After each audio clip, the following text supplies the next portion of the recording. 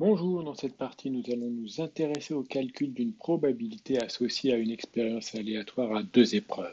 Commençons par un premier exemple pour comprendre en quoi cela consiste. On va lancer une première fois une pièce de monnaie et noter le résultat qui sera évidemment soit pile, soit face. Ça sera la première épreuve de l'expérience aléatoire. Puis, on va lancer une deuxième fois cette même pièce de monnaie et on va noter le résultat qui sera à nouveau soit pile, soit face. Ici, vous aurez la deuxième épreuve de l'expérience aléatoire. D'accord? On va s'intéresser à l'événement FF, c'est-à-dire on obtient face puis face, donc deux fois face. Ok? Et on va essayer de calculer sa probabilité. En probabilité, justement, quand on veut essayer de gérer ce genre de situation, on a tendance souvent à les représenter sous forme d'arbres. Alors je vais essayer un petit peu de vous expliquer comment se construit un arbre. L'arbre commence tout d'abord par un premier niveau. Le premier niveau va consister au résultat de la première épreuve. Ici, lors de la première épreuve, j'ai soit pile, soit face. Admettons que j'obtienne pile lors de la première épreuve. Quelles sont les possibilités de résultats pour la deuxième épreuve? Évidemment, j'aurai à nouveau pile ou face. Si je considère le chemin de cet arbre du dessus, j'ai obtenu pile suivi de pile. Ça va évidemment me donner la solution pile-pile. Le deuxième chemin ici dessiné va consister à faire pile suivi de face. Ok? Lors du premier tirage, j'aurais très bien pu avoir face. Et dans ce cas-là, j'ai à nouveau les deux possibilités pile ou face lors du deuxième tirage. Dans le troisième chemin que vous voyez ici, j'aurais obtenu face suivi de pile, et lors du dernier chemin, j'aurais obtenu face suivi de face. Autrement dit, en représentant les choses de cette façon-là, on voit bien que l'on a quatre issues possibles à cette expérience aléatoire à deux épreuves. Les quatre issues sont pile-pile, ou pile-face, ou face-pile, ou face-face. Étant donné qu'il y a la même chance d'obtenir soit pile, soit face, évidemment, chacune de ces issues a la même probabilité d'avoir lieu. Donc, on a une chance sur quatre d'obtenir chacune de ces issues. Ok? Et donc, la probabilité d'obtenir face-face est de 1 quart. Maintenant, je vais aller un petit peu plus loin dans l'analyse, simplement pour pouvoir expliquer un calcul que l'on va faire un petit peu plus tard. Je reprends mon arbre de probabilité, mais cette fois-ci, je vais justement le pondérer par des probabilités. Lors de la première expérience, de la première épreuve, pardon, j'ai obtenu soit pile, soit face. Mais vous savez très bien que j'ai une chance sur deux d'obtenir chacun des deux résultats.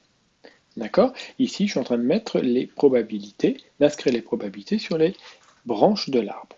Lors du deuxième lancer de pièces de monnaie, j'ai évidemment encore une chance sur deux d'obtenir chacune des deux possibilités. D'accord? Alors, maintenant, regardons le chemin qui nous intéresse. Le chemin qui nous intéresse, je vous rappelle, c'est faire face une première fois, on a une chance sur deux de l'obtenir. Et quand je suis dans cette situation-là, on a encore une chance sur deux d'obtenir à nouveau face. Ok? Donc, si on regarde bien, la probabilité d'obtenir face, ça va être un demi, suivi une nouvelle fois d'un demi. Et on sait que le résultat est un quart. Ok? Question, quel calcul faut-il faire avec les deux fractions un demi pour obtenir un quart? Évidemment, une multiplication. Un demi fois un demi, ça fait un quart. Et c'est ça qu'il faut retenir pour la suite, qui va être très important, c'est que sur un arbre de probabilité, la probabilité d'un chemin s'obtient en multipliant les probabilités des branches qui le composent. D'accord? Alors ici, c'était peut-être pas utile de faire cette remarque pour trouver en tout cas la réponse à la question, mais cette propriété va nous être utile dans les exemples qui suivent. Ok? Justement, considérons une autre expérience aléatoire à deux épreuves, avec un nouveau jeu. Le jeu consiste à extraire une boule dans une première urne qui est composée de deux boules noires et d'une boule rouge et d'une boule jaune. Puis d'extraire à nouveau une boule, mais dans la deuxième urne, composée, elle, de deux boules bleues et d'une boule verte. Ok?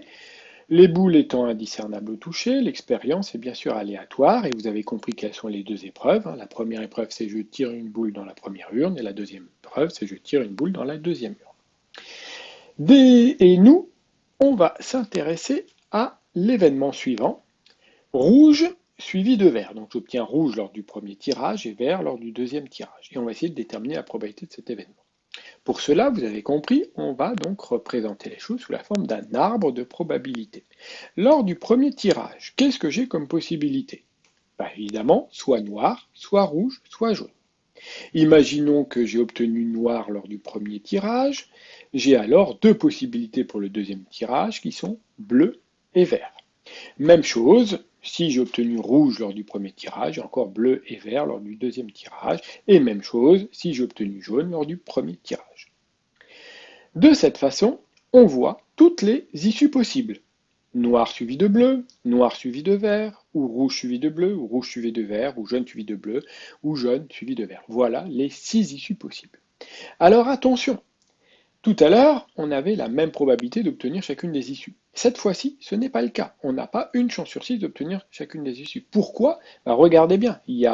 Par exemple, il y a deux boules noires pour une boule rouge. Donc la boule noire n'a pas la même probabilité d'être tirée que la boule rouge. Donc, évidemment, ici, nous n'aurons pas la même probabilité pour chacune des issues. Donc, comment on va s'y prendre? Évidemment, vous avez compris, tout à l'heure, on a mis les probabilités sur l'arbre. Et bien, on va le faire également. La boule noire, lors du premier tirage, combien j'ai de chances de l'obtenir? Évidemment, j'ai 2 chances sur 4. Et 2 chances sur 4, ça se simplifie évidemment en une chance sur 2. La boule rouge lors du premier tirage, évidemment une chance sur 4. Et la boule jaune, une chance sur 4. Okay. Pour la boule bleue, lors du deuxième tirage, j'ai 2 chances sur 3 de l'obtenir. Et la boule verte, une chance sur 3. Même chose, évidemment, dans les autres cas de figure. Ok? Je vous rappelle que nous, on s'intéresse à l'événement j'ai obtenu rouge suivi de vert et on veut en calculer sa probabilité. On va essayer de trouver le chemin qui nous permet de répondre à la question. Rouge suivi de vert, j'ai d'abord une chance sur 4 d'obtenir rouge, puis une chance sur 3 d'obtenir le vert.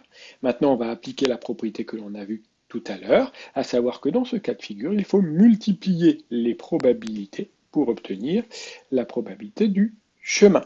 Donc ici, on va multiplier un quart par un tiers, qui va donner un douzième, et donc la probabilité d'avoir rouge suivi de vert est de 1/12. Pour voir si vous avez bien compris, faisons un dernier exemple.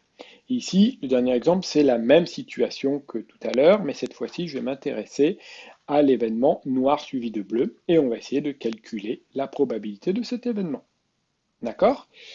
Donc ici, cherchons le chemin qui nous permet d'obtenir noir suivi de bleu. Donc noir suivi de bleu, il est ici tout en haut, c'est le chemin du haut, et on s'aperçoit qu'on a une chance sur 2 d'obtenir noir, suivi de 2 chances sur 3 d'obtenir bleu. Pour calculer la probabilité d'avoir noir suivi de bleu, on va donc multiplier les probabilités des branches, ce qui va donner 1/2 fois 2 tiers, qui donne 2 sixièmes, que je peux d'ailleurs simplifier en 1 tiers. Et voilà.